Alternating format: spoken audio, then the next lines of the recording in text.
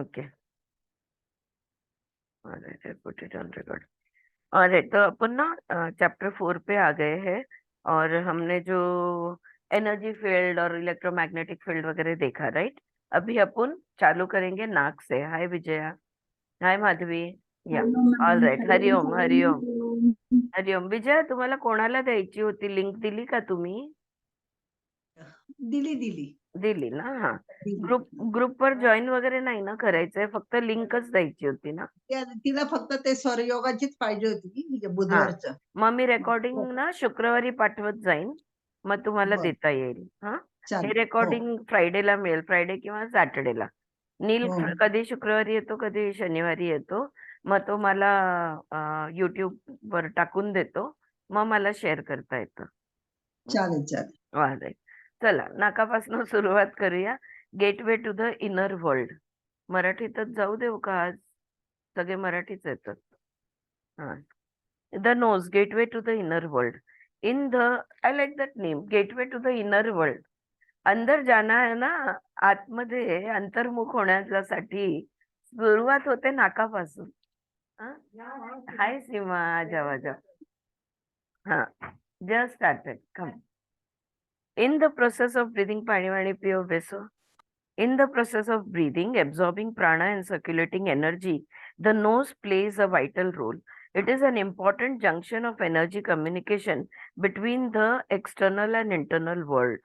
When the external, अब मैं जो इंग्लिश पढ़ रही हूँ उस पर थोड़ा ध्यान दे दो, बिकॉज खूप काही एक्सप्लेन करण्यासारखं नाही आहे, so I'll just go with it. When the external air comes in contact with the nasal passages, minute nerve detectors situated in the mucous membrane of the nose relay impulses to the brain and energy circuits. Therefore, Swar Yoga says that by manipulation of the breath flowing in and out through the nose, you can regulate the inner body mechanism and develop complete control over all the pranic and mental activities. दोन गोष्टी लक्षात घ्यायच्या. I think I go with Hindi only. दो चीज ध्यान में रखनी है। एक चीज तो नाक में से हवा अंदर जाती है और बाहर आती है, तो हमारा नाक जो है बाहरी दुनिया और अंदर की दुनिया को जोड़ता है। सो अंदर जो प्राण है और बाहर जो प्राण है, इनको वो जोड़ता है। तो ये पहली कनेक्टिविटी हो गई। दूसरी बात यह है कि जब वो हवा नाक के अंदर से जाती है, तो हमारे नाक के अंदर बहुत सारे मज्जा तंतु यानी नर्व एंडिंग्स होते हैं, और वो हमारे ब्रेन को मैसेजेस भेजते हैं, सेंसेशंस भेजते हैं, स्टिमुलेशन देते हैं, और उसके हिसाब से हमारी संवेदनाएं यानी हमारे फीलिंग्स, हमारे इमोशंस जागृत होते हैं।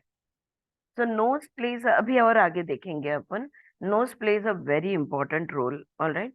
Scientific investigation have recently shown that many autonomic and voluntary functions are related to the breath, and they are now components situated at the base of the nose. और जैसे जैसे रिसर्च और हो जाते हैं ना, नाक के बेस पे जो नर्व एंडिंग्स है, इससे हमारे बॉडी का जो, ब्रेन का जो ऑटोनॉमिक नर्वस सिस्टम है, दो नर्वस सिस्टम है, एक सेंट्रल नर्वस सिस्टम है, एक ऑटोनॉमिक नर्वस सिस्टम है।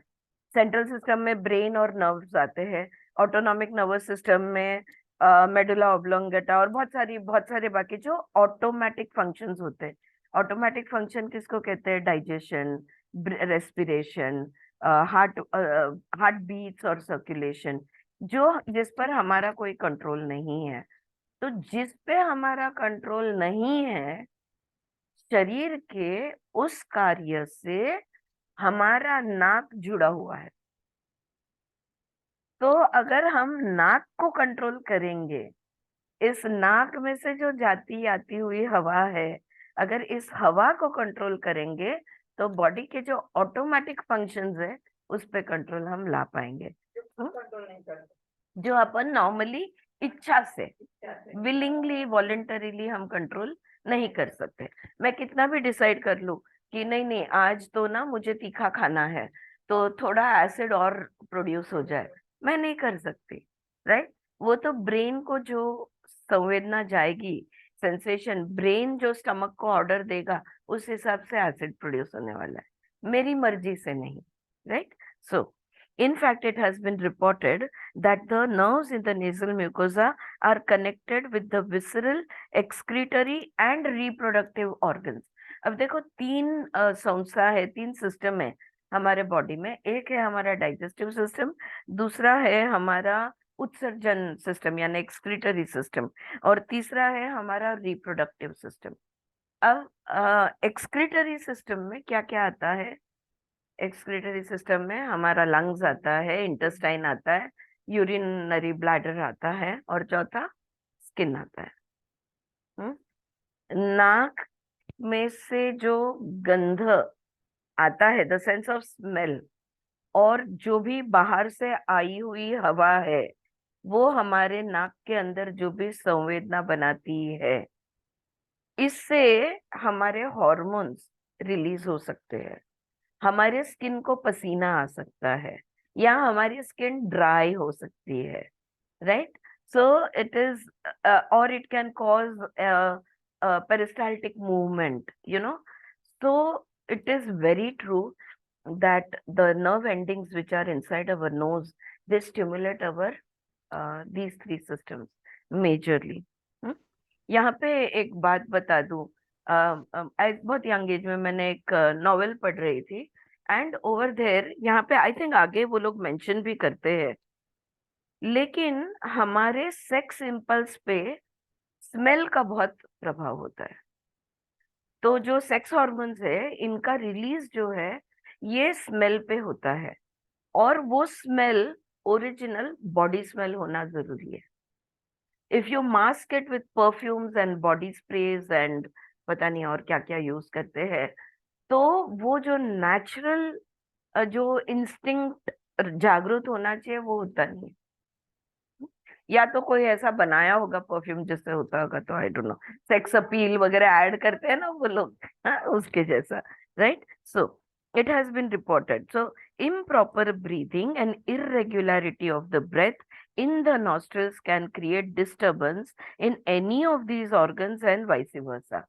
तो अगर organs में disturbance है तो हमारा breathing disturb होगा, और अगर ब्रीदिंग में डिस्टरबेंस है तो ऑर्गन डिस्टर्ब होगा. ठीक है, दो चीजें होती है सांस लेने में, एक तो गलत सांस लेना, और दूसरा है अस्थिर सांस लेना. कभी जल्दी जल्दी ले रहे हो, कभी स्लो हो रहे हो, ऐसा. सो इन द हठ योग Pradipika it is said that hiccup, देखो ये हठ योग प्रदीपिका का 2.17 श्लोक है, जहाँ पे कहा गया है hiccup, asthma, cough, pain, pain in the head, pain in ears, eyes, and other related diseases are generated by the disturbance of breath. Oh no. You will have to put on that fan and उसको, हाँ बराबर है, just put it on. ये हठ प्रदीपिका में कहा गया है. उचकी, खोकला, मग डोकं, डोळे, कान ह्याचं दुखणं, हे सगळं श्वास बिघडल्यामुळे होऊ शकतं. If you are feeling too hot ना, तो या तो ये सोफा टर्न कर लो, या तो कोई खींच लो, just change your position, come under the fan. या it has even been seen that obstruction of the nasal passage can slow the heart rate and blood circulation. Now this is so dangerous, right? अगर नाक में obstruction है, अगर हम लोग को congestion रहता है all the time, तो हमारा हार्ट रेट लो हो सकता है, ब्लड सर्कुलेशन खराब हो सकता है, thereby preventing proper tissue oxidation. Further complications are alteration of the flow of lymphatic fluid, disturbance of the alkaline base reserve in the blood and cellular tissues, leading to a concentration of calcium and chloride. तो in short अगर मैं बोल दूं तो acidity बढ़ने का कारण भी सांसों का ठीक से नहीं चलना ये हो सकता है. It is interesting to note that the proportion of autonomic nerve fibers in the nasal cavity is said to be 20 times greater than in the other parts of the central nervous system.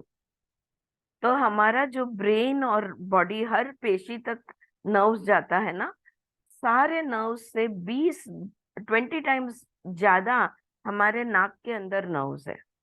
म्हणजे आपल्या नाकाच्या ज्या पोकळ्या आहेत ना, त्या पोकळ्याची जी त्वचा आहे, त्या त्वचाच्या आतमध्ये त्या मज्जातंतू जे आहेत ते एवढे अधिक जास्त आहेत. Alright. Now Therefore, the nose has been described as a peripheral organ of the autonomic nervous system.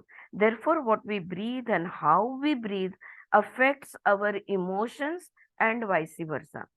ह्याचा परिणाम काय होतो? आपल्या भावनांवर परिणाम होतो. सो आपण कसा श्वास घेतोय आणि कुठल्या प्रकारच्या वायूचा श्वास घेतोय. पोल्युटेड है, लो इन ऑक्सीजन है, हाई इन नाइट्रोजन है, हाई इन कार्बन मोनोऑक्साइड है, वगैरह वगैरह, वॉटेवर. तो जो भी उसमें गैसेस है, इसका जो है ये हमारी सांसों से जो भी हमारे शरीर में आता है, हमारे भावनाओं पर इसका परिणाम होता है. और भावना अगर जागृत हो गई तो श्वास पे परिणाम होता है. ये हम सब जानते हैं, राइट. सबने गुस्से में जोर जोर से श्वास ली है कभी ना कभी. When the Hatha Yoga Pradipika clears similarly states, when breathing is disturbed, the mind is also disturbed. Control of the breath enables the steadiness of the mind. 2.2. हाँ, चले बातें चले चितम, ये भी हठ योग में बताया गया है. अब साइड हेडिंग दिया है, the smell brain. Okay, associated with the faculty of breathing is the sense of smell. एक तो सांस लेना एक फंक्शन है नाक का, लेकिन गंध जो है ना, ये सुगंध, दुर्गंध, व्हॉटएव्हर, गंध, सेन्स ऑफ स्मेल आपण काय म्हणतो त्याला? गंधच म्हणतो का? पंचेंद्रियचं स्वाती आली वाटतं. ये गंधच म्हणतो, बरोबर आहे. दृष्टी तसं म्हणते, स्वातीला रस, रसस्पर्श, हा, रूप डोळ्याचं असेल तर. नाकाचा गंधच आहे मला वाटतं.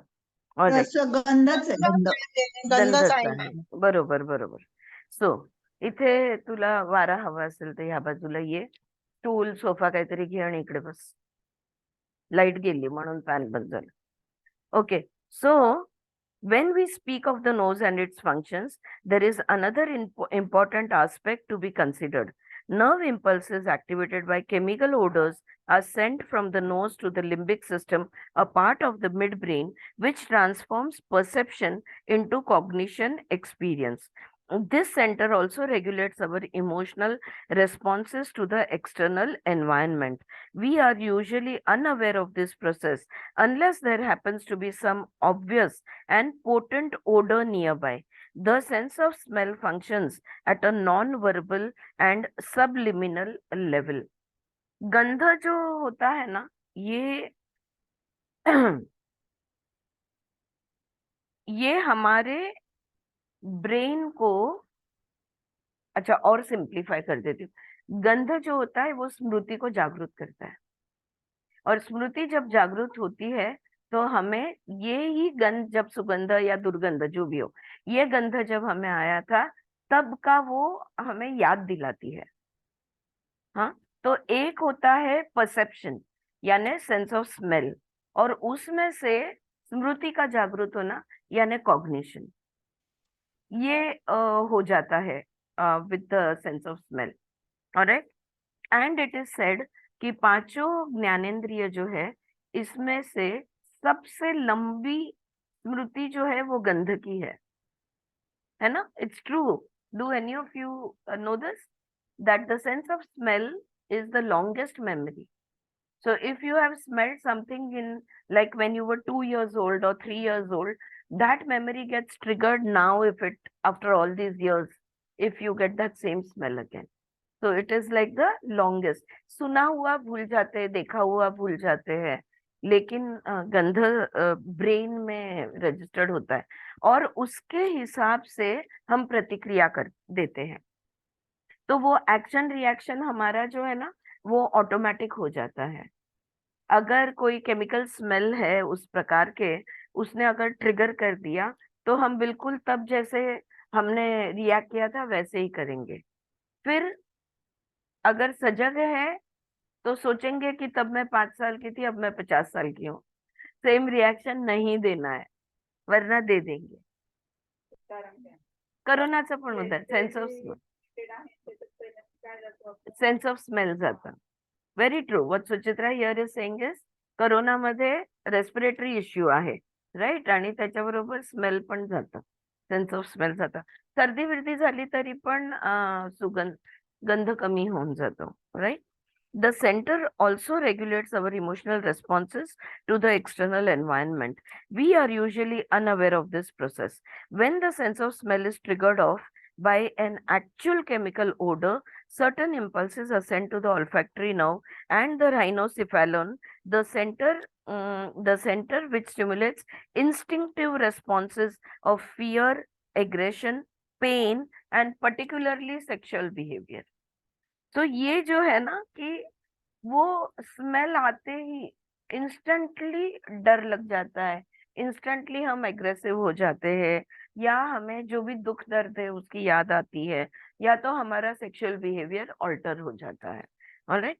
In fact, in most primitive vertebrates, the brain registers the majority of information by smell. Thus, the rhinoencephalon is known as the smell brain. Smell activates many of our natural and spontaneous reaction, but because we also have a higher faculty of awareness and intellect, its influence is far less than in other primates. हाँ, लेकिन फिर वो trigger भी हो गई memory, फिर हमको याद आ जाता है, अरे लेकिन हम कहाँ है, और भान पे आते हैं बोलते हैं ना, तो शुद्ध येते आपल्याला, आणि आपण त्या पद्धतीने तेव्हा वागलो तसं वागणार नाही कदाचित. ऑलराईट. पण आपलं बिहेवियर हे ऑल्टर होतच. सो एनिमल्स मध्ये आपण बघितलंय, animals will smell each other. If that particular chemical has been released, then only there will be a sexual interaction. Otherwise, there will be no interaction. Okay, so we are no different. For human beings also, it is the same, right? हो. कसे ओळखतात? हा, correct correct. आणि exact ओळखतात. मी ते documentary बघितली. Penguin सगळे एकसारखे दिसतात आणि सगळ्यांना मुलं एकत्र होतात, आणि एवढ्या सगळ्या हजारो लाखो मधनं माझं मूल, माझी बायको कुठली, माझा नवरा राध, हे बरोबर कसं ओळखू जातं? Because of the sense of smell. Alright. अगर मैं सिंपल एग्जांपल दूं, एक रूम में अगर समझो 8-10 ऐसे, 8-10 भी क्या, 4-5 ले लो, नौजवान लड़के बैठे हैं, और वहां पे एक लड़की आ जाती है, there is so much of release of testosterone. You can actually feel that sexual tension in the air. Why? It's all related to our nose, because we are so sensitive to the smell of chemicals. My point is whether the chemical is coming from external or from internal. And वो जो दूसरा point था ना कि हमारा excretory organ को वो control करता है. So when the testosterone is released, then it comes from their skin, and that smell permeates the air. And then when you take that smell, you suddenly feel whatever, whether you feel attraction or not, that is the result, वो छोड़ दो, but there is this reaction होता है, and vice versa. बहुत लड़कियां बैठी, उधर एक लड़का आ गया तो भी वही हो सकता है. All right. So this is what they are pointing out here. Nevertheless, it has been found, और इसके बारे में वो बात करते हैं, it has been found that the influence of particular chemical orders can contain certain emotional reaction within the human body. तुरंत वो कॉन्शियस हो जाएंगे, वो जो इमोशनल रिएक्शन है ना, body will react, the physicality will always react, the smell. हाँ आपण रस्त्यावर एखादं कुत्रं मेलेलं बघितलं तर हा. आपल्याला ते नाही होत नाही. हाँ, किंवा आपण जाताना जो तो घाणेरडा वास आला तर आपल्याला खूप इरिटेट म्हणजे होना. आपल्याला कुत्रं मेलेलं बघून नाही, पण हाँ. वास आला. Yes, because the body is there ना along with it. तो ते ये दिसलं दोनों नाही आपल्याला, दिसलं नाही तरी पण तरी आपल्याला होतं स्ट्रॉन्ग रिएक्शन. हाँ, Suchitra is saying dead animals या कचरा कुंडी, तुम वहां से जा रहे हो तो there is you feel nauseated, you feel ओकल्या सर, उल्टी जैसा होता है ना महसूस, ये बॉडी का रिएक्शन है. तो हमारे जो अंदर के ऑर्गन्स है वो हमारे नाक से जुड़े हुए हैं. फिर से ये बात यहाँ सिद्ध होती है. Women in particular have been found to be the most sensitive to smell, especially during the time of mid-menstrual cycle, ovulation time. बिल्कुल. हाँ, फिर 2 पीरियड के बीच का जो समय होता है जब स्त्री बीज शरीर में तैयार होता है, जिसको ओव्यूलेशन पीरियड बोलते हैं, वो टाइम पे स्त्रियों का सेंस ऑफ स्मेल और तीव्र हो जाता है. This is all like, at a very physical level, all of it happening. This fact has led science to discover the connection between the sense of smell and the production of sex hormones. तो वो smell अगर आएगा तो sex hormones produce होगा, तो emotions trigger होंगे. अगर sex hormone produce नहीं हुआ तो इमोशंस भी ट्रिगर नहीं होंगे. See, it's a whole cycle that happens. Now, according to Tantra, the sense of smell is also connected to Muladhara chakra. अगर हम तंत्र योग देखेंगे तो गंध जो है ये कौन से चक्र से जुड़ा हुआ है? मूलाधार. सही है, गलत है? हाँ. कैसे, क्या, क्यों, कैसे? एग्जैक्टली. हाँ, बस आई जस्ट वांटेड दैट. पृथ्वी तत्व है ना मूलाधार का, तो गंध उसकी तन्मात्रा है. ठीक है. नाक उसका ये है, ज्ञानेन्द्रिय है. हाँ, ऑर्गन है, ज्ञानेन्द्रिय है. और गंध उसकी तन्मात्रा है. The energy centre situated at the base of the spinal column. This centre is the seat of man's spiritual energy. In order to awaken. अच्छा, ये जो है मूलाधार, ये भौतिकता का सबसे लोअर चक्र, राइट? लेकिन वहां पे हमारी आध्यात्मिक ऊर्जा भी बसी हुई है. कुंडलिनी वहीं पे स्थित है. In order to awaken the muladhara, अगर इस कुंडलिनी को जागृत करना है, we utilize the yogic practice of concentration of nasagra drishti. अगर मूलाधारा को awaken, like this is a new connection, या दिस इज अ न्यू.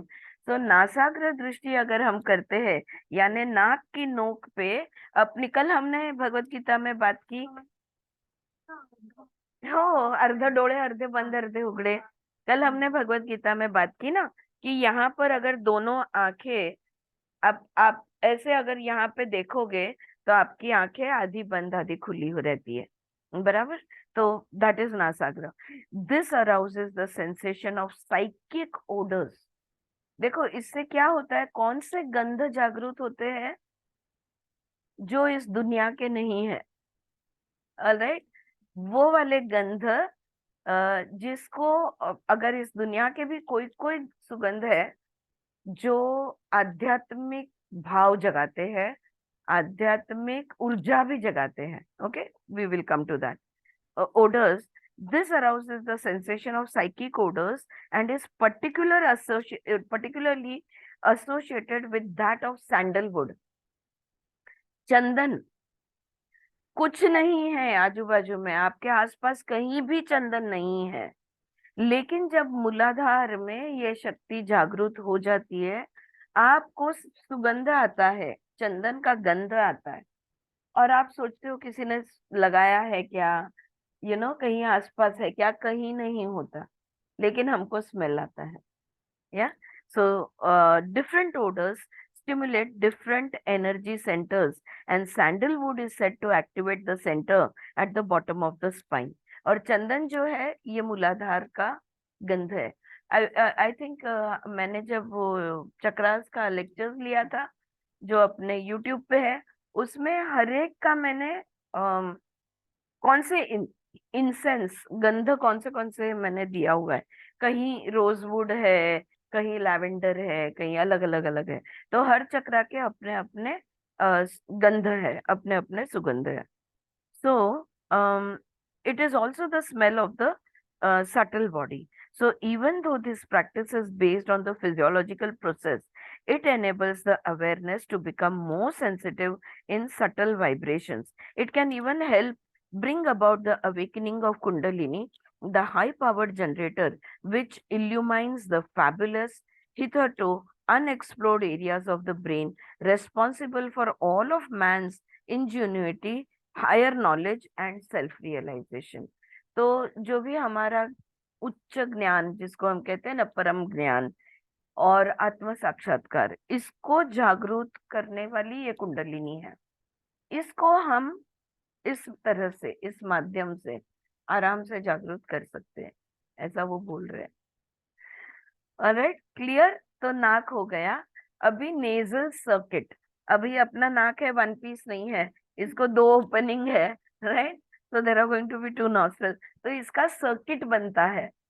तो क्या है circuit? Swara yoga explains that the two major energy circuits are ida and Pingala.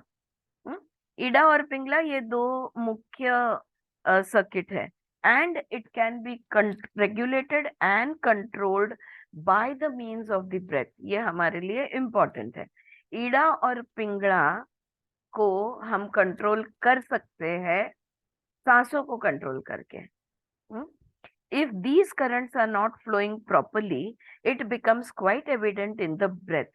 अगर ईड़ा बिगड़ी है या पिंगला बिगड़ी है, अब हम लोग ने स्वर योग का कोर्स किया है, हम सब जानते हैं ब्लॉक रहता है। हाँ, आज दिन भर सूर्य चालू था, हम लोग देखते हैं ना, आज दिन भर चंद्र चालू था, ये सब अनुभव हमारे होते हैं। तो ये हो गया इम्बैलेंस। होना क्या चाहिए? 45 मिनट्स टू 1 आवर में एक नाड़ी, उसके 45 मिनट्स टू 1 आवर में दूसरी नाड़ी। चंद्र सूर्य alternatively rhythmically open and close होते रहने चाहिए। अगर एक पूरी तरह से बंद है या दूसरा पूरी तरह से एक चालू है, तो इसका मतलब वहां पे इम्बैलेंस आया हुआ है। फिर हम इसको अनुलोम विलोम जैसे क्रियाएं करके, या तो फिर हम लोग को नाड़ी ओपन कैसे करना, इसके टेक्निक सिखाई गई है, उस टेक्निक से हम इसको ओपन कर सकते हैं। सो electronasographic research has in fact shown charges of electrical potential emitted from the nasal mucosa membrane, and these charges are generally unequal। तो हमारे नाक के अंदर जो नर्व्स है, उसका जो इलेक्ट्रिकल एनर्जी है, ऊर्जा जो है, उससे उसका स्टडी कर सकते हैं, और उससे हमको पता चलता है कि अनइक्वल रहता है, एक चालू एक बंद है, फिर एक चालू एक बंद है, right? It is believed that these charges alter in relation to one's psychophysiological state. तो 40, देखो, पौना एक घंटा एक ईड़ा अगर चालू है, चंद्र चालू है, पौना एक घंटा सूर्य चालू रहेगा। लेकिन ये किस चीज पे हमारी नाड़ियां कौन सी चालू रहेगी और कैसे फंक्शन करेंगी, ये किस पर निर्भर है, कशावर अवलंबून आहे? हे आपल्या मानसिक शारीरिक अवस्थेवर अवलंबून आहे। जर मन आणि शरीर आपलं सम राहिलं, तर आपली इडा पिंगळा व्यवस्थित काम करत राहणार। पण मनामध्ये किंवा शरीरामध्ये कुठलाही अतिरेक झाला, काहीतरी खूप वाढलं किंवा काहीतरी खूप कमी झालं, तर मग इम्बॅलन्स हा येणार। All right? Psychophysical, absolutely. It is very important, I feel, to understand that the breath affects the body affects the breath. Yeah, body and mind affects the breath, and breath affects the mind and body.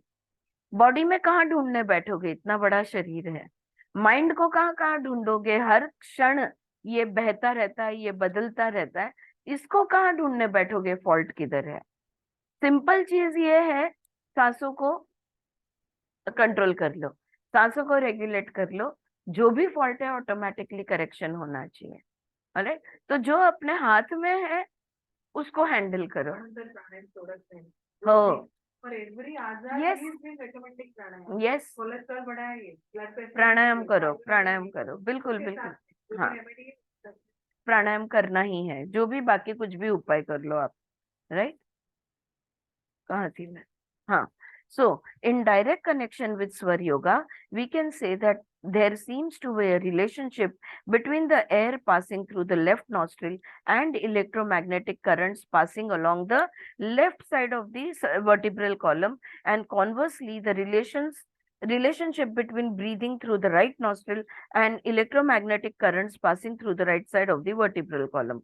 This is very important in Swar Yoga because Ida, the negative channel, emanates and terminates on the left side, and has greater control over the left half of the body. Conversely, Pingala, the positive channel, emanates and terminates on the right side, and its influence is greater on the right side of the body. So, if there is a disturbance in the rhythm or cycles of the breath, there is likely to be some imbalance in the whole body system. आता इथे ते काय म्हणताय माहितीये का, की इडा पिंगळा जी आहे ती, नहीं नहीं नहीं, बरोबर बोलतायत, no no no, Ida Pingala जो है वो ईड़ा लेफ्ट से चालू होती है, पिंगला राइट से चालू होती है. अपना वर्टिब्रल कॉलम जो है मणका जो आहे त्याच्या मुळा तळाशी, राईट. सो मुळाधारापासून ते चालू होतं, पण ते चालू झाल्यावर ते क्रिस क्रॉस करतं, ते एकमेकांना क्रॉस करतं, पण संपताना डावी डावी बाजूला संपते आणि उजवी उजवी बाजूला संपते. तेच म्हटलंय इकडे त्यांनी. इडा, इडाचा कंट्रोल चंद्र जो आहे तो शरीराच्या डाव्या बाजूला कंट्रोल करतो, आणि उजवा जो पिंगळा आहे, पिंगळाचा कंट्रोल शरीराच्या उजव्या. You are talking about brain, brain नाही, हे बॉडी, हे सूक्ष्म शरीराबद्दल आपण बोलतोय. Okay, we are not talking about the brain. Right side of the brain controls left side of the body. It also controls the left side of full body, right? But here we are talking about Ida and Pingala. Ida and Pingala begins at the Muladhara and it finishes at the Bhrumadhya. It finishes in the center of the, इथे आज्ञा चक्राला संपून जातं ते. इडा जी आहे ती शरीराच्या डाव्या बाजूला वर तिचा प्रभाव जास्त आहे, पिंगळाचा उजव्या बाजूला प्रभाव जास्त आहे. ओके, हे एक लक्षात घ्यायचं आहे. आणि पण हे दोन्ही बाजूला त्याचा प्रभाव असल्यामुळे जर श्वासामध्ये बिघाड आला तर संपूर्ण शरीराची सिस्टम डिस्टर्ब होते, the whole body, because both of them together keep our body in balance. आणि श्वास बिघडला की दोघं बिघडतात, बिलकुल. In Swar Yoga, it is seen that Ida and Pingala operate in alternate sequence and they flow in a rhythmic cycle. Okay, एक rhythm मध्ये एकदा पिंगळा चालू असते, मग इडा चालू असते, alternately. Researchers have noticed that specific hormonal cycle and biorhythms can be detected by changes in the mucosal lining of the nose. नाकाच्या आतली त्वचेमध्ये बदल झाला तर शरीरामध्ये बिघाड कुठे आहे हे बघता येतं. कारण नाकाच्या आतमध्ये जे म्युकसल मेम्ब्रेन आहे, जसं जीभ तपासतात ना तसं नाक पण असं करून आधी तपासायचे, आता कोण हात नाही लावत. But nasal mucosa, just as the oral mucosa is important, the nasal mucosa is even more important. So they used to, बच्चों को तो देखते ही थे कि what is the color of the mucosal membrane inside the nose, right? So biorhythm and hormonal cycles जो है ये हम जान सकते हैं कि शरीर में कौन से केमिकल्स, कौन से हॉर्मोन्स बिगड़ गए हैं, या कौन सा रिदम डाइजेस्टिव सिस्टम का या कौन से सिस्टम का कौन सा रिदम बिगड़ा हुआ है, ये पता चल सकता है. You look at the color of the skin. You look at, see, जैसे मुंह का होता है वैसे ही होता है. Any opening, whether it's anal or vaginal or urethral or nose or ears or mouth, all these openings, the mucous membrane has to be healthy. If it is white, it is unhealthy. If it is red, it is unhealthy. Red है बोला तो ज्यादा raw हो गया है, white है बोला तो there is a blockage, खून वहां तक पहुंच ही नहीं रहा है. Mucous membranes are actually one of the most important diagnostic tools and nobody ever looks at it anymore, which is a sad thing.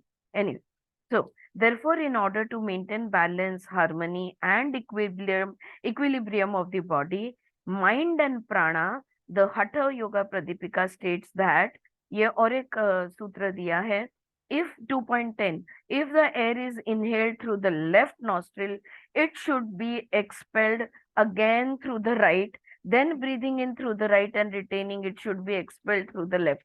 यानी अनुलोम विलोम. ये हठ योगा ने बोला है कि अगर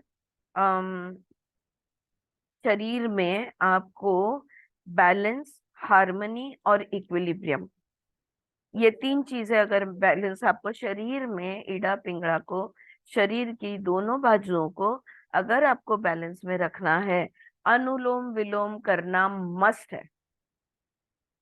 और एक्चुअली यहाँ अनुलोम विलोम की बिल्कुल बात नहीं हो रही है, यहाँ पे हो रही है नाड़ी शुद्धि प्राणायाम की बात।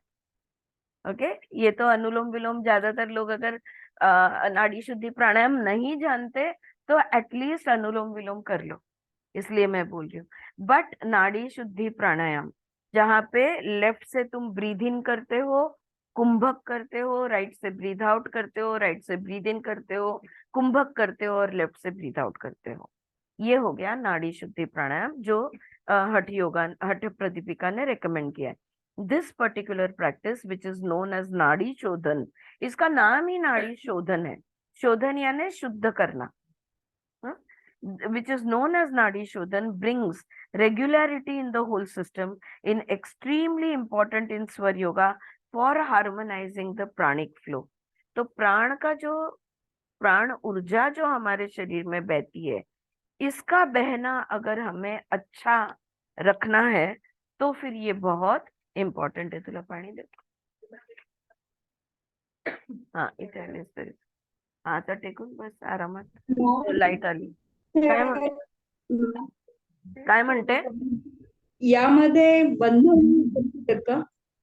बंध, तीनही बंध, त्रिबंध बांधणं अपेक्षित नाहीये का नाडी आहे शोधन प्राणायाम या आहे ठिकाणी? आहे आहे, पण लक्षात ठेव की त्रिबंधचा जेव्हा विषय येतो ना माधवी, तेव्हा अजून हा वरचा अभ्यास आहे। कारण 2 गोष्टी होतात त्रिबंध बांधल्याने, एक तर बॉडीला प्रोटेक्ट होतं ते ठीक आहे, पण दुसरं सायकिक एबिलिटीज जागृत होतात।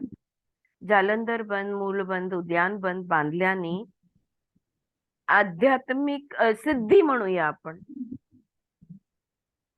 सिद्ध्यांना अजून एक काय शब्द आपण वापरतो? विभूती। हा नाही, विभूती नाही, अजून पण एक काय, पण हठप्रदीपिकेत तसंच सांगितलंय ना, नाडी शोधन प्राणायाम म्हणजे त्रिबंध युक्त। आपण गृहीतच धरायचं की त्रिबंध युक्त कुंभक, कुंभक म्हटलं की त्रिबंध आलाच। हा, आपण आतापर्यंत ते शिकलोय आणि इथे कुठे उच्चारण नाहीये ना, आपला स्वरयोगा लेवल 1 मध्ये पण बंध नाही सांगितलं, म्हणून म्हटलं परत की मी अपेक्षित आहेत की नाहीत बंध परत मी इथे ते म्हणतायत अपेक्षित आहे, परत मी सांगेन की स्वरयोगामध्ये जो आपण शिकलो ना, ते आपण बेसिक शिकलेलो आहे, पहिली गोष्ट। त्यांचे अजून लेवल्स आहे, म्हणजे ते 3ऱ्या-4थ्या लेवल मध्ये बंध शिकवणार, कळलं का? पहिली गोष्ट। दुसरं बोला तो स्वर योगामध्ये जे प्राणायाम करतो ते आपण 11 आवर्तन वगैरे काही करत नाही, आणि ती क्रिया आहे, सो ती कुंभक क्रिया आहे एक वेगळ्या प्रकारची। प्राणायाम म्हटलं की हठ प्रदीपिका, हठ योग, आणि जे आपण आता आपल्याला सरांनी जो शिकवलंय स्वर योगा, त्याची जी आपण म्हणू, किंवा परत परत सांगते की सद्गुरू शिकवतात शांभवी महामुद्रा, ते कुठे बंध बांधायला लावतात, पण शांभवी मध्ये, महामुद्रेमध्ये ऍटलिस्ट जालंधर बंध एकदा बांधला जातो, if I am not mistaken. आलं लक्षात? क्रियाचा भाग है, क्रिया योग। तीनों बंद बांधा जाता है मैडम इसमें। कौन सा ममता? शांभवी महामुद्रा में हम्म, तीनों बंद बांधते हैं। अच्छा, तीनों बंद बांधते हैं। तिन्ही बंद सांगतात। आपण जाऊ दे माधवी, तुझ्या प्रश्नाचं एकच उत्तर, त्रिबंध युक्त कुंभक नाडी शोधन pranayama. All clear? All right, ठीक है। So just as prana exist, नहीं कुठे गेलं, ओ नो, न्यू चैप्टर चालू हो रहा है, इनफैक्ट कॉन्सेंट्रेट फ्लो। हाँ, so what did I read last? हाँ, नाड़ी शोधन, ऑल राइट। अभी इसके बाद नेक्स्ट चैप्टर है consciousness in relationship to energy. ये बॉडी एंड माइंड जो है ना, जिसको हम कहेंगे मन या मनस या चित्त कहेंगे, और शरीर, ये 2 चीजें हैं, ऑल राइट। ऊर्जा शरीर के अंदर है लेकिन सजगता चित्त में है। या do you get my sentence? आलं लक्षात? तो तुम्हारा चित्त भूमि अलग और शरीर अलग, और ऊर्जाएं जो है ये तुम्हारे शरीर के अंदर है। तुम्हारे चित्त भूमि के हिसाब से वो ऊर्जा गतिशील होगी। आलं लक्षात मी काय बोलले ते? ऑल द मूवमेंट्स, वृत्तियां will depend on your state of consciousness, even though the vrittis are of the energies. ऊर्जाएं ही है जो गतिशील होने वाली है, लेकिन तुम्हारी चित्त भूमि क्या है उसके ऊपर निर्भर है। सो in Swar Yoga, the aim is not only to regulate and control the vital and mental capacities through the control of the breath. In fact, Swar Yoga says that by concentrating on the pranic flow, one can come to experience the existence of the supreme consciousness. निरुद्ध चित्त हो सकता है हमारा, हम super conscious state का अनुभव ले सकते हैं सिर्फ और सिर्फ प्राण के अभ्यास से, स्वर के अभ्यास से।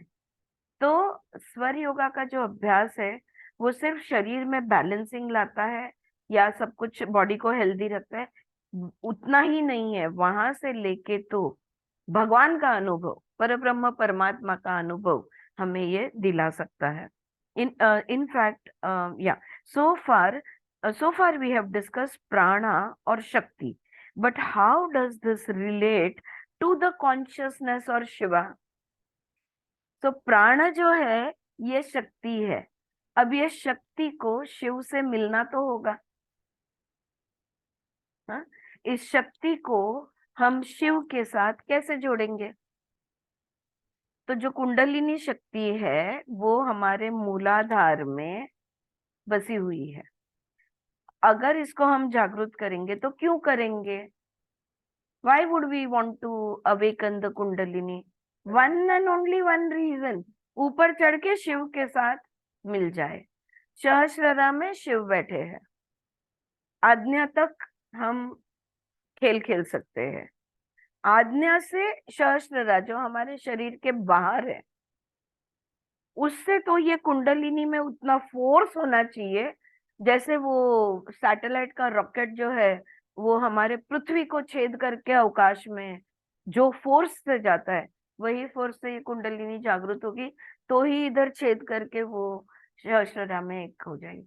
तो ये जो जीवा शिवाचं मिलन आपण म्हणतो की नाही, तो जीव म्हणजे शक्ती जी आपल्या शरीरात आहे, पण अल्टिमेटली सगळा खेळ मनुष्य जन्म पुनर्जन्म सब बर्थ एंड डेथ का जो सारा का सारा खेल है, ये गेम ओवर कब होगा?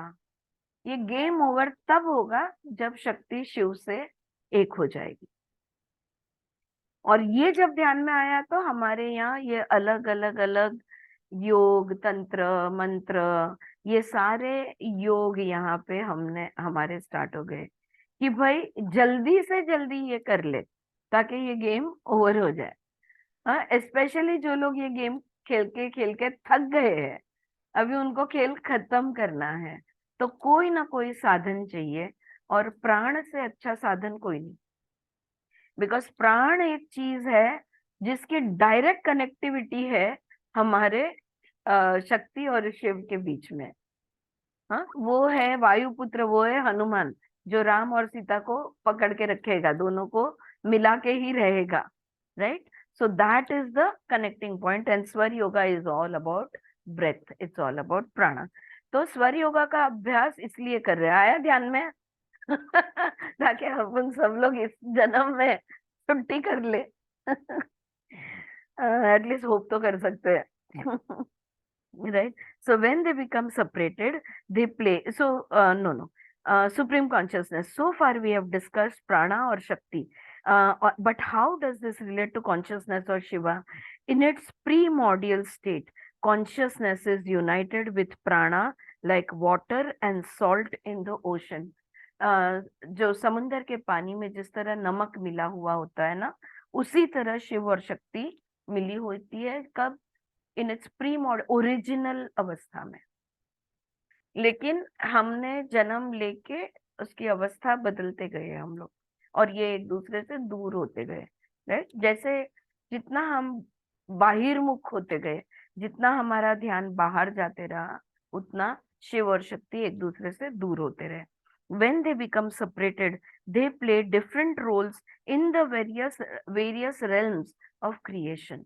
जब ये शिव और शक्ति अलग हुए, दोनों के कार्य भी अलग हो गए. प्रकृति और पुरुष, पुरुष यानी शिव, प्रकृति यानी शक्ति.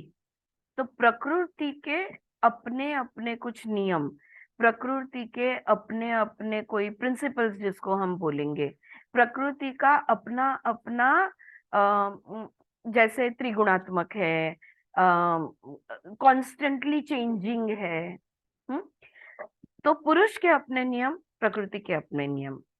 लेकिन ये दोनों एक दूसरे से कैसे जुड़े हुए हैं? अगर शिव नहीं है, पुरुष नहीं है, तो प्रकृति शव है. हाँ, तो प्रकृति शिव के बिना हो ही नहीं सकती, right. And that is how it works both ways. Okay, Shiva will not see himself if there is no prakriti, because prakriti is the reflection of Shiva. आलं लक्षात विजया, सुषमा? या क्लिअर? मॅम हा बोल. एक्सप्लेन हे शेवटची 2-3 लाईन आता केली समजू. एक मिनिट, नक्की कोण बोलतोय मला? माधवी तू बोल, काय बोलली? मॅम आत्ताच जे बोललात ते ऐकायला आलं नाही नीट. 2-3 वाक्य शेवटची ती परत एकदा रिपीट करा प्लीज. अच्छा बरं. विजया तुम्ही काय बोललात? नाही, मी लक्षात आलं असं बोलले. लक्षात आलं, बर. हं. तो शिव शिवाय शक्ती नाही. माधवी, आपलं हे पुरुष प्रकृती संकल्पनामध्ये झालेलं आहे. हा, की पुरुषाचे आपले आपले गुणधर्म आहेत, प्रकृतीचे आपले आपले नियम, आपले आपले गुणधर्म आहेत. ओके.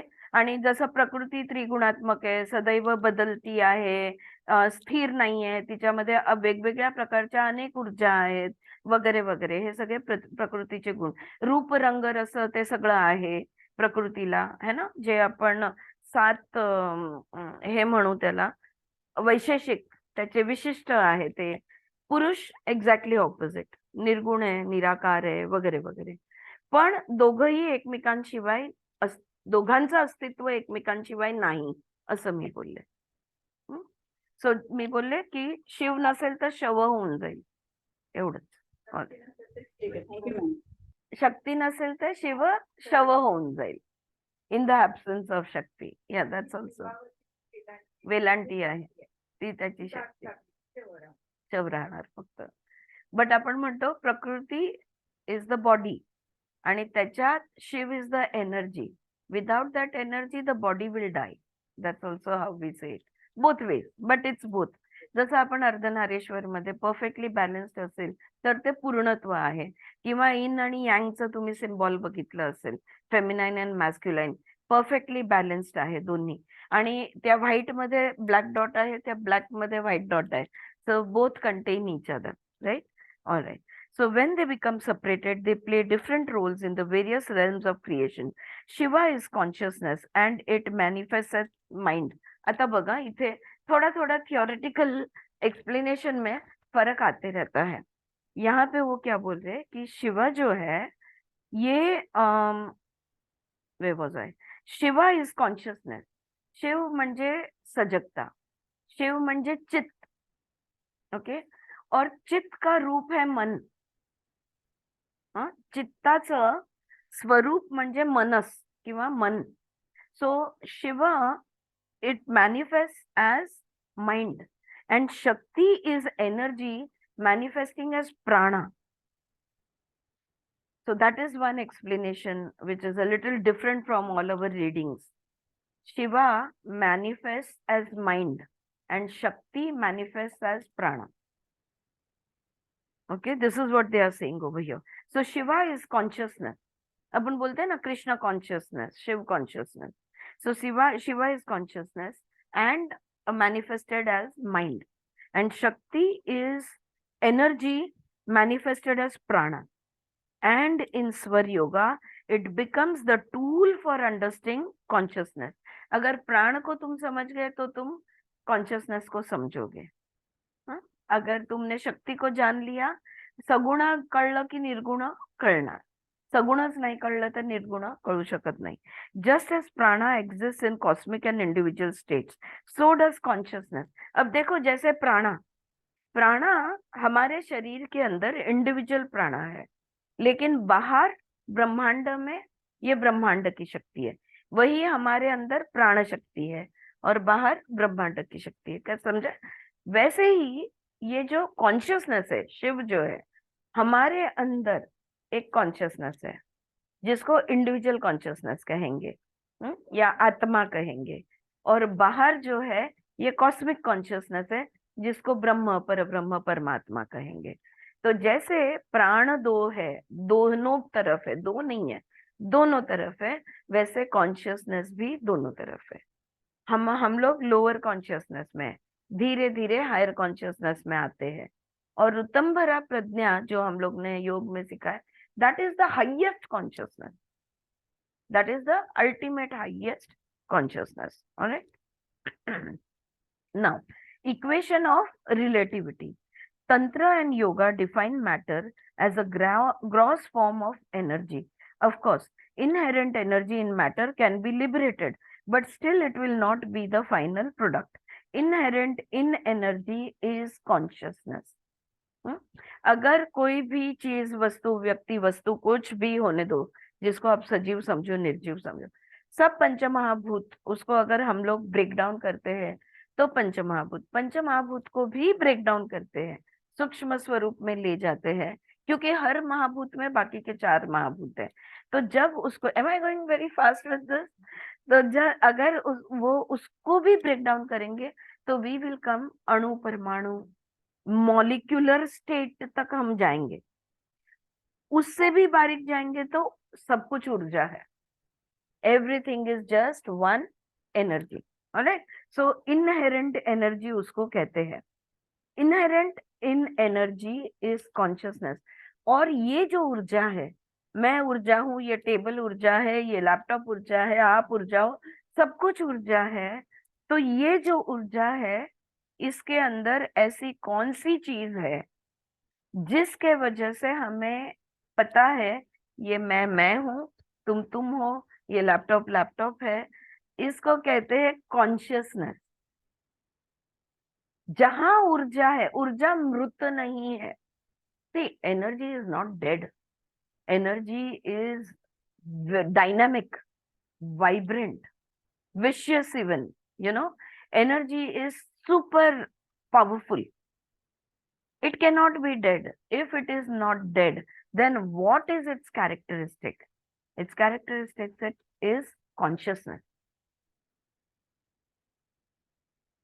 द्वैत, वेदांत में द्वैत अद्वैत में भी ये कॉन्शियसनेस का बहुत, जब सूक्ष्म लेवल में जाते हैं तब ये कॉन्शियसनेस को समझने के लिए ही बहुत सारे क्लासेस होते हैं.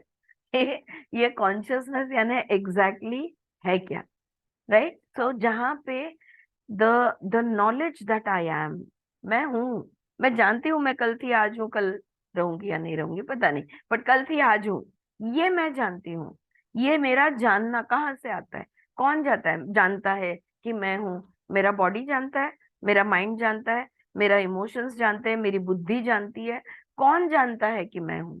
तो मेरे जो भी कुछ एस्पेक्ट्स है उससे ये जानने वाला अलग है, और ये जो जानने वाला है उसी को हम कहते हैं चित्त, consciousness.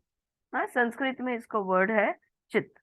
Right? So the difference between these 3 states is only the vibrational rate and density of energy.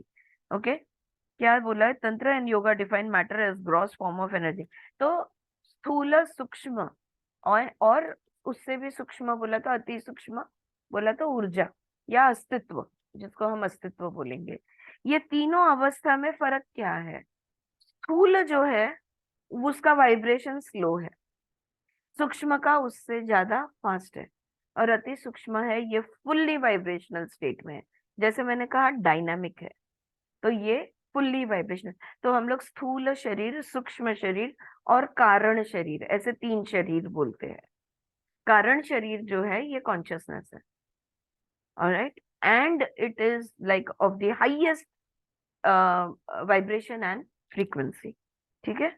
Now at the highest and the most subtle level of vibration, energy manifests as pure consciousness।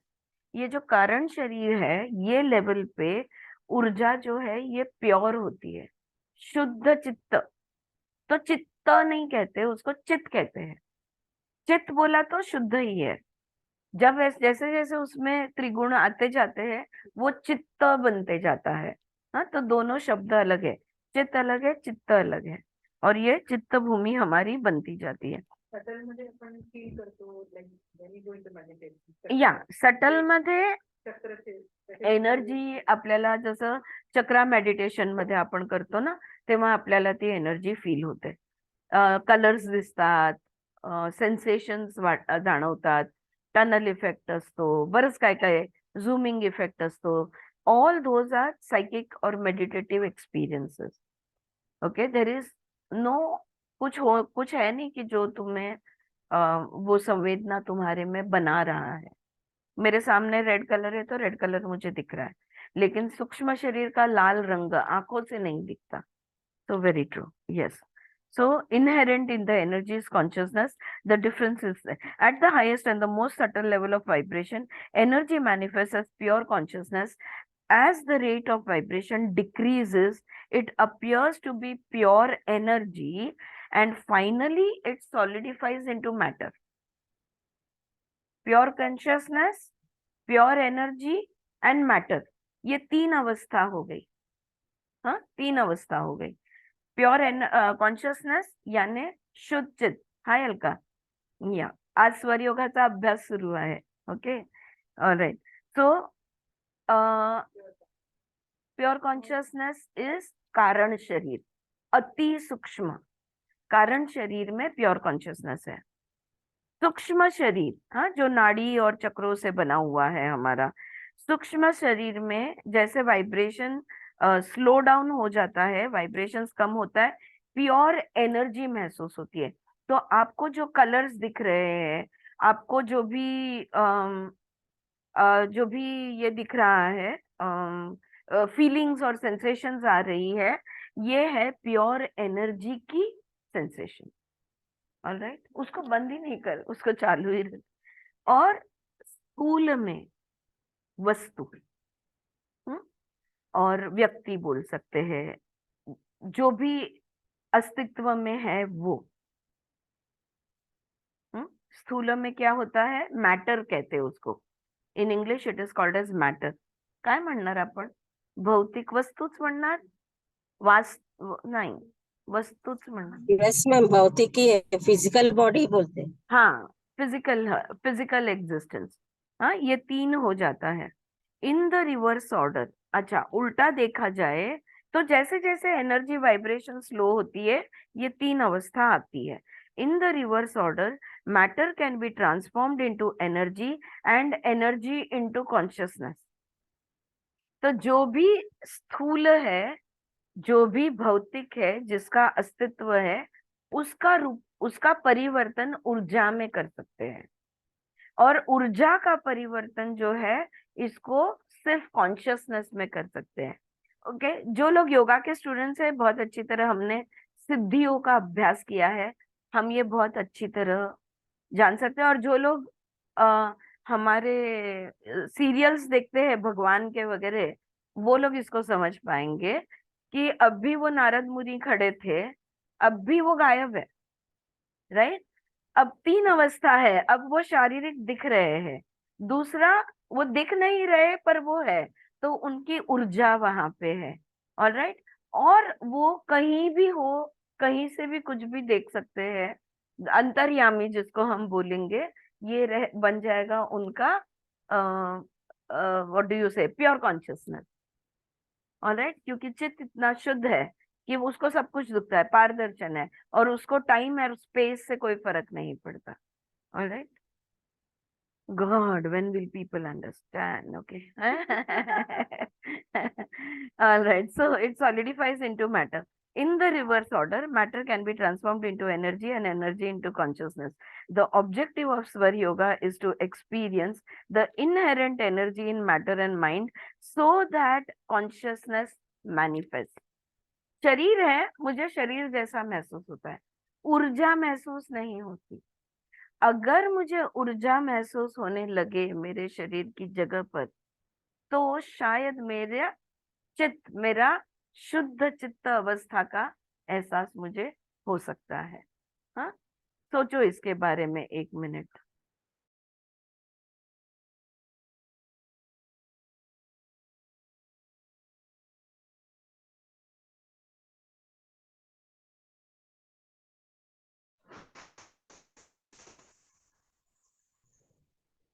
Ma'am तुमचं हे हा, sorry. आवाज नाही येते. हा, आला आता बोलते. Sorry. Okay. मेरा देखा, डिस्ट्रैक्ट हो गई मैं. द ऑब्जेक्टिव ऑफ स्वर yoga is to experience the inherent energy in matter and mind so that the consciousness manifests. तो निरुद्ध अवस्था में जाने के लिए हमने हमारी ऊर्जा को महसूस करना जरूरी होगा. शरीर महसूस होता है, हाँ, हाथ घुमा ले, महसूस होता है शरीर, राइट.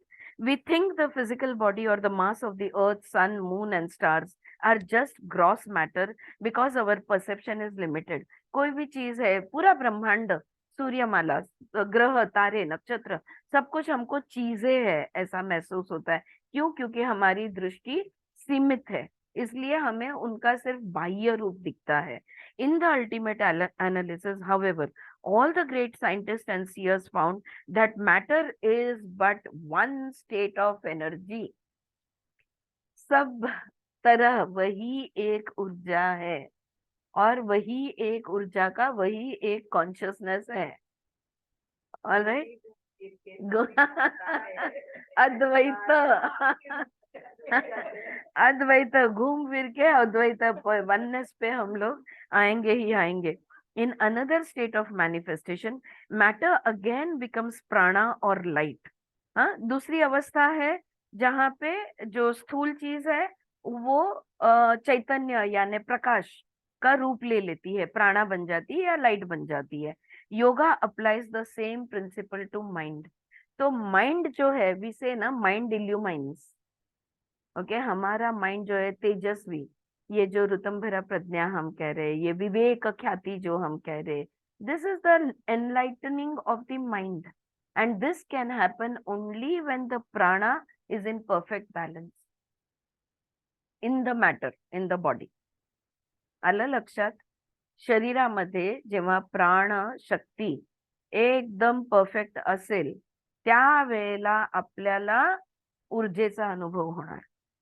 ऊर्जेचा अनुभव झाला तर आपल्याला कॉन्शियसनेस, आपण कोण आहोत, आत्माचा अनुभव होणार. त्याला आत्मसाक्षात्कार म्हणतात. सो चैतन्याचं जाणवणं ज्याला आपण म्हणतो, ते चैतन्याचं अस्तित्व कसं जाणवतं? प्रकाश हे त्याचं रूप आहे. सो अपन ना, दिमाग की बत्ती जल गई, राइट. कार्टून में भी देखते हैं कि वो सर के ऊपर कार्टून के बल्ब जला हुआ है कि अरे हाँ, पिटली. आपण म्हणतो ना, अगर ट्यूबलाइट आहे का. राइट. सो ये लाइट जो है, that is the representation of प्राणा विच वी कॉल एज चैतन्य. वेगळे वेगळे शब्द आहेत, अर्थ शेवटी एकच लागतो. Alright. So yoga applies the same principle to mind. Mind is considered as a form of matter which operates at a higher energy level or rate of variation. तर मन पण प्रकृतीच आहे. जसं शरीर आपलं प्रकृती आहे, तसं आपलं मन पण प्रकृती आहे. म्हणून शरीर त्रिगुणात्मक आहे, तर मन सुद्धा त्रिगुणात्मक आहे. सात्विक मन, तामसिक मन, राजसिक मन, सत्वरज मन, रजतम मन, हे मनचे आपल्या अवस्था सगळ्या आपल्याला कळतात. राईट. व्यवस्थाई का माझं हरवतंय सारखं माइंड. हा, पण शरीराच्या ऊर्जेचं जे व्हायब्रेशन आहे त्याच्यापेक्षा मनाचं ऊर्जेचं व्हायब्रेशन जास्त तीव्र आहे, फास्ट आहे.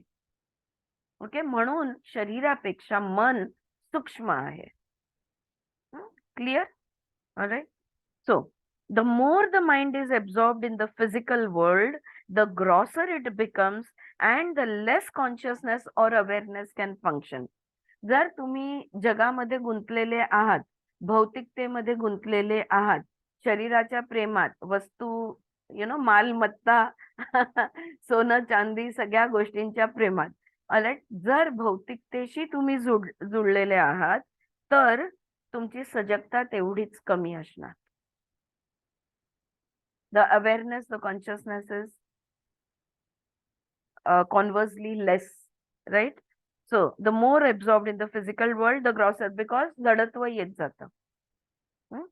So अस्तित्व म्हणजे जडत्व. तमोगुण वाढतो. तमोगुण वाढला की सत्वरज कमी होऊन जातं. This is the dormant or तामसिक state of mind. ह्यालाच तामसिक स्टेट म्हणतात. मन तामसिक होऊन जातं. As consciousness and awareness develop, the mind starts to oscillate to become dynamic or rajasic. जसं जसं सजगता येते, तममधनं रजसमध्ये येतो, रजसमधनं आपण सत्वमध्ये येतो. जसं जसं आपली जसं जसं सजगता वाढते. तर जर आपल्याला अवस्था बदलायची आहे तर काय करायचंय? सजगता वाढवायची. कशी? पुस्तकं वाचून, क्लासला येऊन, चर्चा करून, अभ्यास करून. कशी वाढवायची? Big question. So this is a dormant, as consciousness and awareness develop, the mind starts to oscillate. Later it becomes completely one-pointed, awakened or sattvic. जे तामसिक मन होतं ते एकाग्र चित्त होऊन जातं, एकाग्र मन होऊन जातं. एकच ध्येय, एकच ध्यास, एकच one single pointed. Okay, awakened जागृत अवस्था, आणि त्यालाच सात्विक अवस्था पण म्हणतात. By becoming aware of the breath and the flow of prana, you attune the mind to more subtle vibration. आता फास्टेस्ट वे, आता मी तुम्हाला काय सांगितलं कसं करणार? अभ्यास करून, चर्चा करून, पुस्तकं वाचून नाही. त्याच्यापेक्षा पण एक फास्ट वे आहे. There is a faster way. Connect to your breath. Anapanasati. Simply connect to your breath. No need to read books, no need to sit and discuss, no need for abhyasa. Through breath, you can directly connect to your consciousness, the pure consciousness. You can connect to your Atma. Again, this Atma is individual Atma. Samanu Nirmanu, yes, yes. But yeah, so it's Samanu Shuddhi Kriya, Nadi Shodhan Pranayam, that's Samanu Shuddhi Kriya. Through that, you can directly connect to your consciousness, your Atma. No need for any long route नहीं लेना. ये तो हम लोग ले रहे हैं क्योंकि मजा आता है ना? पढ़ाई में कितनी मजा आती है, इसलिए हम लोग लंबे रास्ते से जा रहे हैं. काय आहे, जरा साइट सीइंग पण करायला पाहिजे ना. नुसतं इथून निघालो डायरेक्ट तिकडे पोचलो, मजा नाही येत आपली. आपली रोड ट्रिप चालू आहे. आपण विमान वगैरे नाही घेणार. पण जर विमान घ्यायची इच्छा असेल तर तुमचं विमान म्हणजे तुमचा प्राण आहे, तुमचा श्वास आहे, जर घ्यायचं असेल तर. Okay, right. So this later it becomes completely one pointed. Therefore Swara Yoga says to first realize the energy potential operating in the body, then realize the potential energy of the mind, and finally realize the inherent consciousness in both. स्वर योगा काय म्हणतंय की शरीराच्या ऊर्जेला जागृत व्हा. जर शरीराची ऊर्जा तुम्हाला जाणवू लागली, you have to feel the energy of the body. Okay, communicate with the body, connect to the body, talk to the body, because it's energy, it can communicate.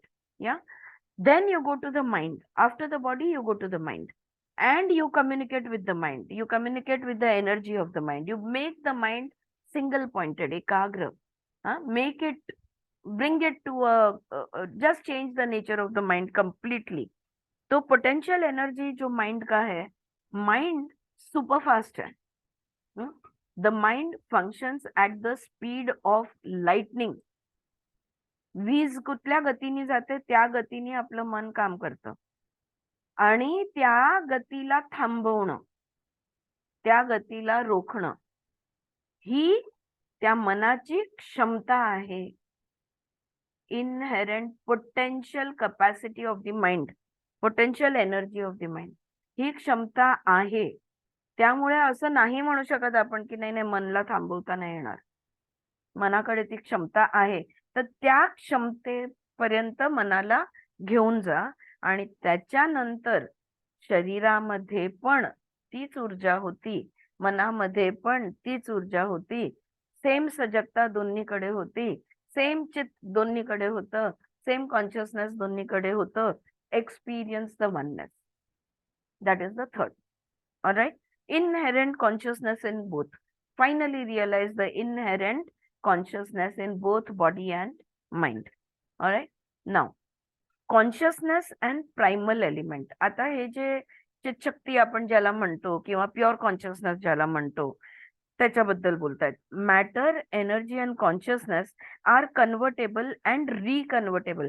म्हणजे किती अवस्था बघितल्या आपण? 3 अवस्था बघितल्या आपण. त्याला स्थूल, सूक्ष्म आणि कारण अशा 3 अवस्था बोलू शकतो. स्थूल म्हणजे भौतिक शारीरिक, सूक्ष्म म्हणजे ऊर्जा, आणि कारण म्हणजे सजगता किंवा कॉन्शियसनेस.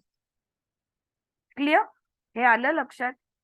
या तिन्ही अवस्था ज्या आहेत ह्यांना आपल्याला अदल बदल करता येतो.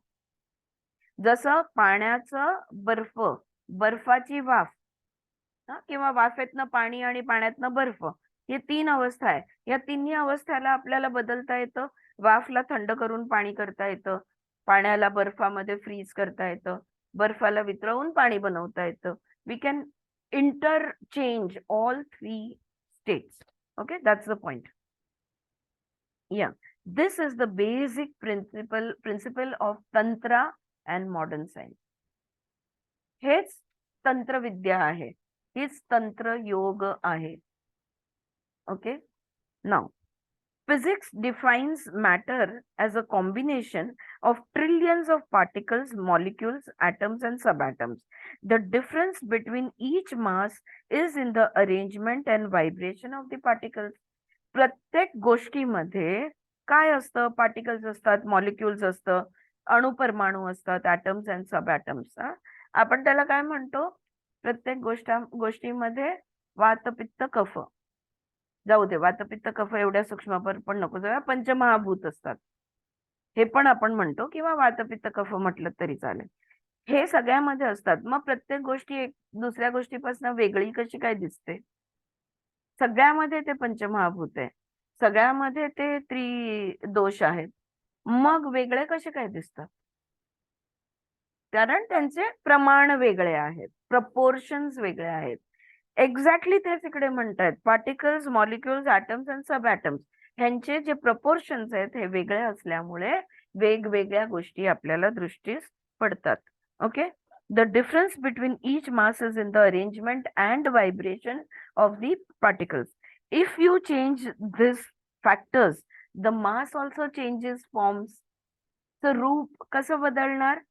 जेव्हा त्याचे प्रमाण बदललं की रूप बदलणार. Okay, so you change the proportion and the look will change. For example, take a block of ice.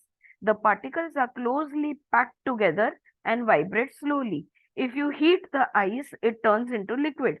The particles move away from each other and begin to vibrate more quickly. When you apply more heat, the water becomes vapor and the particles move further apart, vibrating at a greater speed.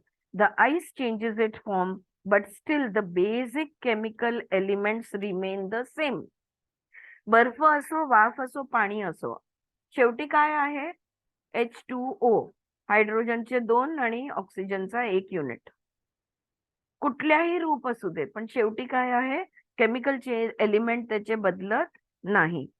Similarly, yoga considers pure consciousness to be the basic element which manifests in various forms of creation.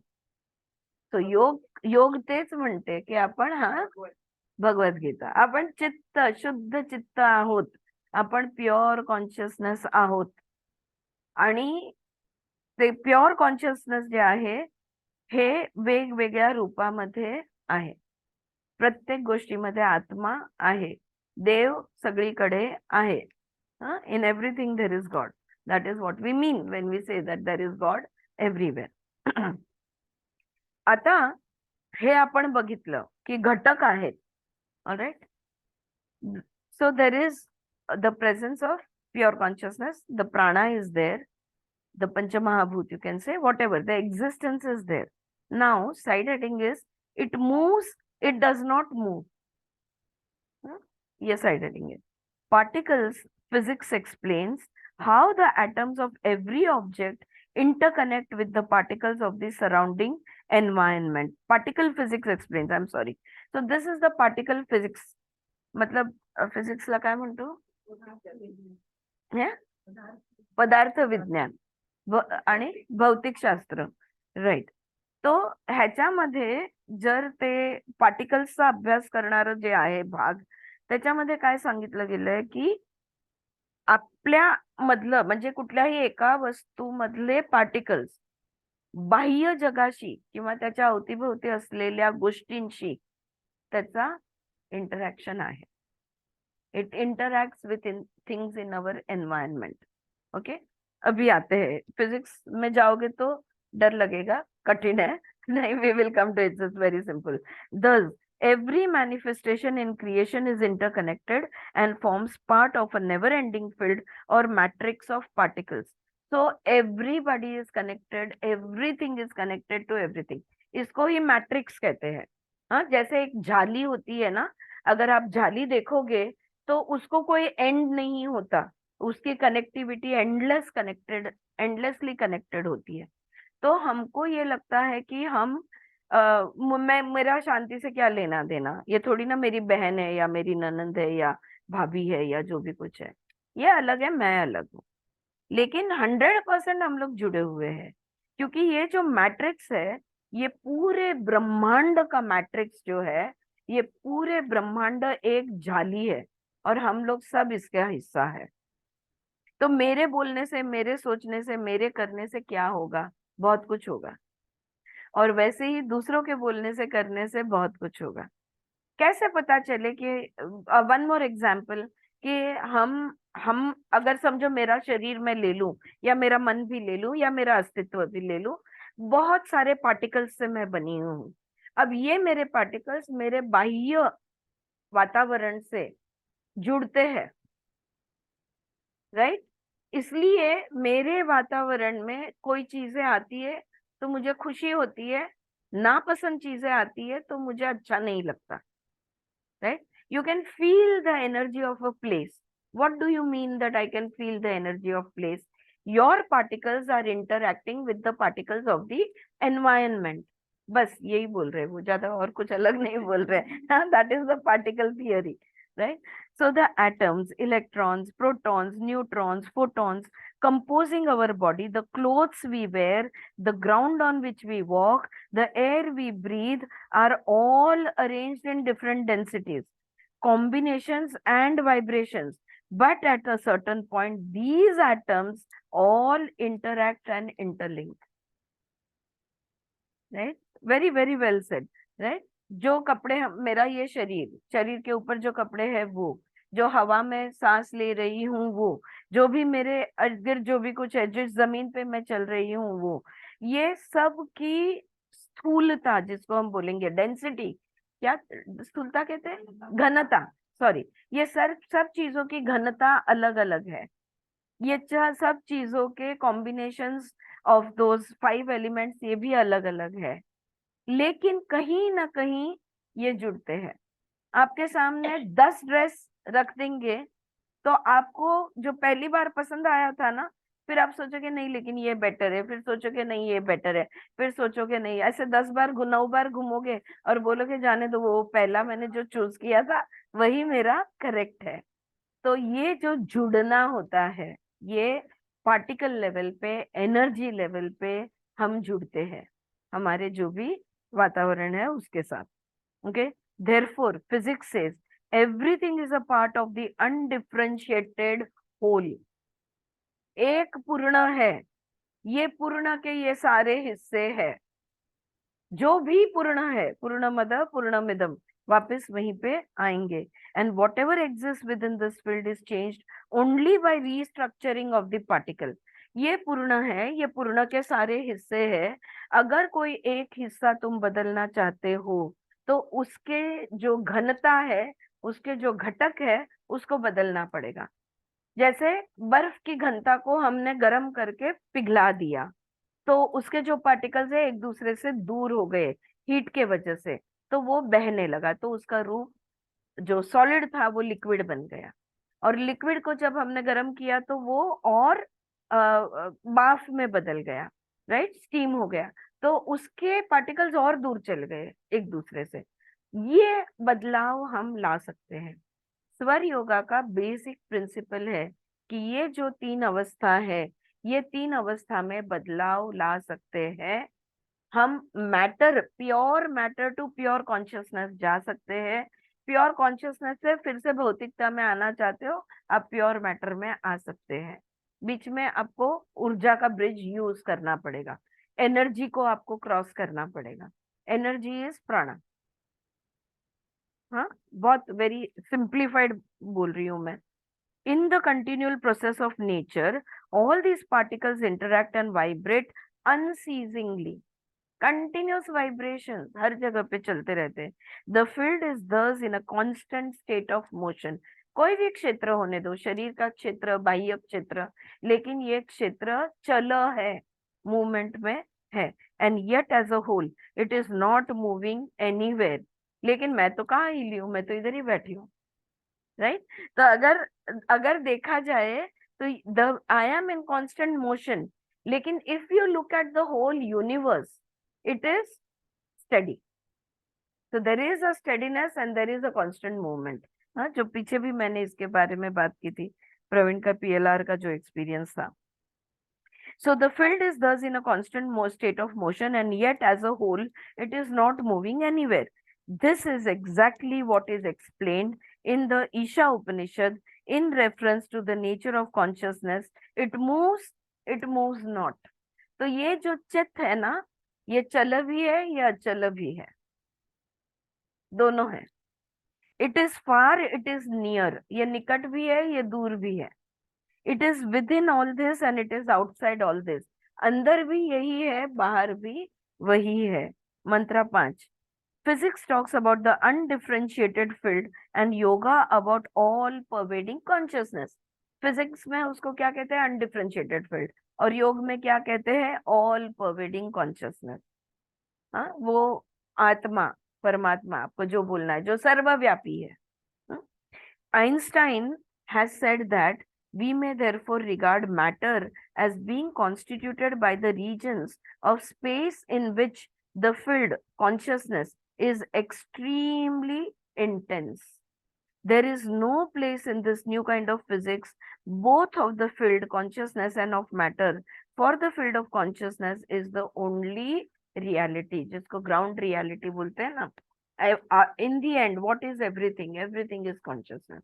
Individual also it is consciousness, cosmic also it is consciousness.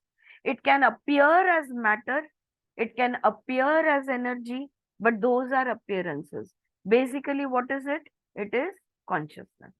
हाँ, सब कुछ चित्त है, सब कुछ चित्त शक्ति है, जो भी है वो। What's the time like? Okay, it's time up. Next side heading, cosmic mind and prana आता है। संपला ना? वाचला ना ग? अच्छा, ओ तो चॅप्टर संपतोय का? और एक 2 मिनिट ले लूं? ये एक साइड हेडिंग पढ़ लिया तो ये चॅप्टर खत्म हो जाएगा। All right, okay. अच्छा, माझं ते लक्ष नाही। Cosmic mind and prana. In Tantra, there is a beautiful concept which explains how the interaction of consciousness with prana manifests as creation. हाँ, जब प्राण आते हैं कोई भी चीज में तो वो सजीव बन जाता है. Not only does this apply to cosmic event but also to our personal life as well, because each individual is a complete universe within himself. और यही बात हर एक में होती रहती है. Tantra says that before the universe and galaxies came into being, the inherent potential of creation existed in the Hiranyagarbha, the golden egg or universal womb of creation. हाँ, पहले क्या था? सिर्फ ब्रह्मांड था, उसके अंदर कुछ नहीं था, प्योर ऊर्जा थी, ऊर्जा से भरा हुआ एक ब्रह्मांड था. और फिर उसमें बदलाव आए और अस्तित्व आए, फिर सूर्यमाला बनी, फिर पृथ्वी तत्व, सब एक एक चीजें, ये पंचमहाभूत सब कुछ बने. Alright, this is represented bye बिंदु विच मीन्स पॉइंट. हमारे यहाँ बिंदु को बहुत इंपॉर्टेंट है. हम ओम भी ड्रॉ करते हैं, वो बिंदु उसको कंप्लीट करता है क्योंकि वो हिरण्यगर्भ को दर्शाता है. It can be likened to a seed with infinite potential. हम ये भी कह सकते हैं कि वो एक बीज की तरह है जिसकी असीमित क्षमता है. हाँ, कितनी वो चाहे उतनी क्षमता से वो बढ़ सकता है. From this tiny point of light the entire creation unfold. एक एक किरण, एक तेजस्वी किरण, इसमें से पूरा ब्रह्मांड प्रकृति का निर्माण. Within bindu exist two poles of energy. अगर हम एक कोई भी बिंदु लेते हैं तो उसमें दो एनर्जी होती है, एक होता है नेगेटिव पॉइंट, दूसरा होता है पॉजिटिव पॉइंट, और सेंटर में होता है मैटर. तो एक तरफ है नेगेटिव, एक तरफ है पॉजिटिव, बीच में है भौतिकता. दिस आपण myth is equal to Mithya नावाचं पुस्तक वाचलेलं by Devdutt Pattanaik, where he talks about the point and he explains this thing very nicely. The positive pole represents consciousness or Shiva and can be equated with time. तो जो positive point है, positive पोल जो है energy का, ये शिव को दर्शाता है और समय वहां से स्टार्ट होता है. हाँ, तो समय का कारक है, हम we can say that. Okay, the negative pole represents prana or shakti and can be equated with space. तो जो नेगेटिव पोल है ये प्राण या शक्ति को दर्शाता है और स्थल, एक काल है एक स्थल है. Alright? As long as Shiva and Shakti are together, dormant, दोनों सुप्त है, दोनों सुप्त अवस्था में है, there is no movement, कुछ नहीं होने वाला. उधर शिव सुप्त है, इधर शक्ति सुप्त है, कुछ नहीं होने वाला. And but as soon as as long as Shiva and Shakti are together dormant, there is no movement, no spark, no creation. But as soon as the split takes place and these two forces are separated into positive and negative pole, they begin to interact upon each other. At this point, the two poles start to proceed towards each other and eventually they connect at the nucleus. यहाँ से positive चालू होता है, वहां से negative चालू होता है और दोनों मध्य भाग में मिलते हैं, जो है उसका न्यूक्लियस या जिसको गर्भ कहेंगे, या और इसी गर्भ में प्रकृति का निर्माण होता है या निर्मिति आती है, creation happens. Okay, time and space have to be separate. Very very, ये चैप्टर का मेरा अभ्यास रह गया, आगे का किया था मैंने, but this is so fantastic. देखो, time and space have to be separated first before they can meet. Separation व्हायला पाहिजे तेव्हा ते एक होऊ शकतील. म्हणजे आपण स्थलातीत कालातीत जो हम साधना में करते हैं, भूल गए कहाँ है, भूल गए कितना समय हो गया है, जगह को भी भूल गए, समय भी भूल गए. 2 घंटे से बैठे या 22 घंटे से बैठे, हमें पता नहीं है. जहाँ पे स्थल और काल दोनों अलग हो जाते हैं, वहीं पे हमें शिव शक्ति का अनुभव होता है. राइट, वहीं पे दोनों पूरी तरह से मिलते हैं, ऐसा यहाँ पे कहा है. I will read that. When these two forces, time and space, Shiva and Shakti, come together again, a great explosion takes place and the nucleus of matter bursts into trillions of fragmentation, what visualization, which forms the nebulate of creation. यहीं से प्रकृति की निर्मिति की शुरुआत हो जाती है. These nebulae vibrate at such an incredible speed and velocity that they emanate ultrasonic waves and light. जब ये काल स्थल शिव शक्ति एक हो जाते हैं, इतनी ऊर्जा निर्माण होती है. वो ऊर्जा यानी वाइब्रेशन, और वाइब्रेशन यानी गति है ना, तो वो गति के वजह से घर्षण में से आता है चैतन्य, लाइट. सो ट्रेमेंडस स्पीड से वाइब्रेशन और लाइट ये क्रिएट होता है. This is the first manifestation of cosmic prana, which is represented by the Virat और कॉस्मिक बॉडी. तो वो जो विराट है, वो जो कॉस्मिक प्राणा है, इसका पहला रूप ये लेता है. कौन सा? Vibration. Just 2 minutes. Vibration and light, that is the first manifestation of cosmic prana. Thus, in the process of creation and evolution, we have two definite aspects before us: हिरण्यगर्भ और cosmic mind and विराट और cosmic prana. तो जैसे प्रकृति निर्मिति, बरं, जैसे ही निर्मिति शुरू होती है, एवोल्यूशन शुरू होता है, दो चीजें, एक है हिरण्यगर्भ, एक तरफ ब्रह्मांड की शक्ति, और दूसरी तरफ है प्राण शक्ति या प्राणिक शक्ति. एक ब्रह्मांड की शक्ति, एक प्राण शक्ति. प्राण शक्ति भौतिक शक्ति, ब्रह्मांड की शक्ति प्योर कॉन्शियसनेस. ऑलराइट. स्वर योगा इक्वेट्स शिव एंड शक्ति विथ प्राणा एंड चित्त. तो शिव जो है ये चित्त है, और शक्ति जो है ये प्राण है. स्वर योगा में ऐसे उनको नाम दिए गए. Which manifest in the body as the two nadis Pingala and Ida. और यही प्राण और चित्त हमारे शरीर के अंदर एक पिंगला बनती है और दूसरा ईड़ा बनती है. In Sankhya philosophy, they are known as Prakriti and Purush. In Taoism, Yin and Yang. There are two forces which uphold the whole universe and spark off the entire creation. All right? 2 minutes. I thought you're waiting for me. All right. All right. तो ये पूरा निर्मिति जो है, ये जो पूरी प्रकृति जो है, इसका निर्माण जो है, ये दो शक्तियां, शिव और शक्ति, ये दोनों के एक होने से बनती है, होती है. ये चैप्टर यहाँ पे कंप्लीट हुआ. नेक्स्ट चैप्टर है माइंड एंड कॉन्शियसनेस, और नेक्स्ट वेडनेसडे. बरं झालं सांगितलंस. हो, मी माझं नोट्स काढायचे राहिलेले या चॅप्टरचे. येस, किसी को कुछ कहना है? बोलो विजया, बोला. नहीं, अच्छा ओके. कोणाचा ऑन है? ममता, कुछ कहना चाहती हो? नहीं नहीं, जस्ट घर पहुंची. अच्छा, जस्ट घर पहुंची तू. All right, all right. और ट्रॅव्हल कर रही थी. हा, शेवटचा भाग लक्षात आला का? शिवशक्तीचा, काल आणि स्थलचा, आणि 2 नाड्यांचा. आता आपण पुढे पुढे समजून घेऊ. आता प्राणा ऑलरेडी शक्तीला रिप्रेझेंट करते, आणि इडा आणि पिंगळा हे शिव आणि शक्तीला रिप्रेझेंट करतात. ओके. सो आता त्याचं अजून डिटेलिंग आपण पुढच्या चॅप्टर्स मध्ये बघूया. ठीक है. All right. ममता, पानी पीनी पी ले, ठंडी हो जा. All right. Thank you Madhavi. Okay, रुकेंगे.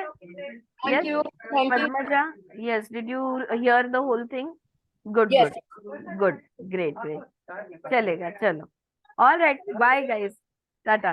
मैं फ्राइडे को अपलोड कर दूंगी. ओके. हाँ विजया, शुक्रवारी किंवा शनिवारी. See you tomorrow. Padmaja, bye. धन्यवाद ma'am. Welcome. Bye Alka. Thank you Aarti. Thank you. Welcome. Bye bye.